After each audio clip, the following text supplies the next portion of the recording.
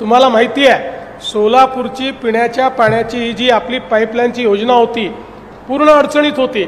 त्याच्यामध्ये सगळ्या अडचणी दूर करणे, त्याचा पुन्हा नव्याने टेंडर काढणे, त्याचा कॉन्ट्रॅक्ट करणे, त्याच्याकरता माझ्याकडे वित्त खातं पैसा उपलब्ध करून देणे, हे सगळं करून आपण या लाईनचं काम पूर्ण केलं। आणि आज मला अतिशय आनंद आहे की सोलापूरमध्ये आता बंद पाईपलाईनने आपण पाणी आणतो आहोत। STPचं काम देखील आपल्या WTPचं काम देखील आपण करणार आहोत। पण हे सगळं केल्यानंतर सोलापूरकर फार हुशार आहेत, त्यांना माहिती आहे एकदम सगळं मागितलं तर कदाचित हे देणार नाहीत। जसं 850 कोटी रुपयाचं पाईपलाईनचं काम झालं तसे हे सगळे आमदार आणि पालकमंत्री माझ्याकडे आले आणि म्हणाले साहेब पाईपलाईन आली पण आमची वितरण व्यवस्था जुनी आहे, त्यामुळे सोलापूरला रोज जर आम्हाला पाणी द्यायचं असेल तर आम्हाला नवीन योजना लागेल, अतिरिक्त टाक्या बांधाव्या लागतील, अतिरिक्त पाईपलाईन टाकावी लागेल।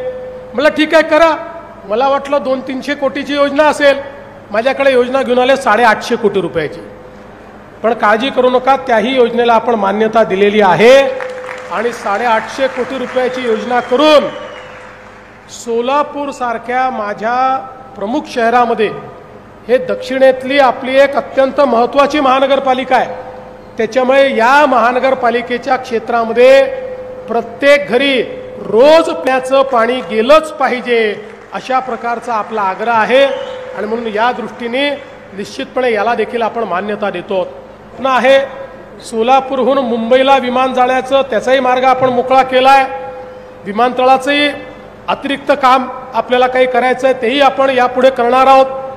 पण त्याच वेळी खरं म्हणजे आता आपण मागणी केली की आमच्याकडे रोजगाराची निर्मिती झाली पाहिजे। आज आपण पुण्याच्या IT पार्कमध्ये गेलात आणि सोलापूरकर कोण म्हणून आवाज दिला, अर्धे लोक हात वर करतात, सगळे सोलापूरकरच आहेत तिकडे। त्याच्यामुळे आता तीच व्यवस्था जर आपण इथे उभी केली तर मला असं वाटतं की मोठ्या प्रमाणात आपल्या मुलांच्या हाताला आपण काम देऊ शकू। आणि म्हणून मी आता जिल्हाधिकारी, महानगरपालिका आयुक्त, पालकमंत्री तुम्हाला सगळ्यांना सांगतो, IT पार्क करता उत्तम अशी जागा शोधून काढा। मी MIDCच्या माध्यमातून IT पार्क या ठिकाणी तयार करून देईन